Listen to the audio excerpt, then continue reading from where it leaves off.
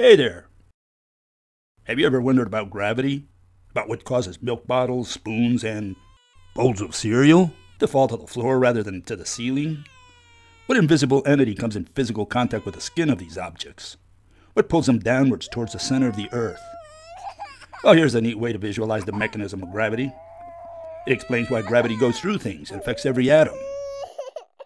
Imagine an elephant falling through outer space. As the elephant approaches the Earth, our planet accelerates him.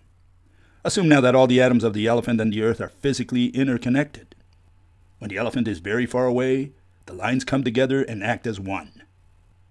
Conversely, the closer the elephant is to Earth, the more the lines fan out. And the more lines that act independently, the faster he falls.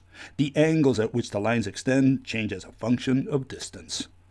Now you understand what causes gravitational acceleration. So give yourself a pat on the back. You can now explain the invisible mechanism that underlies gravity to a baby.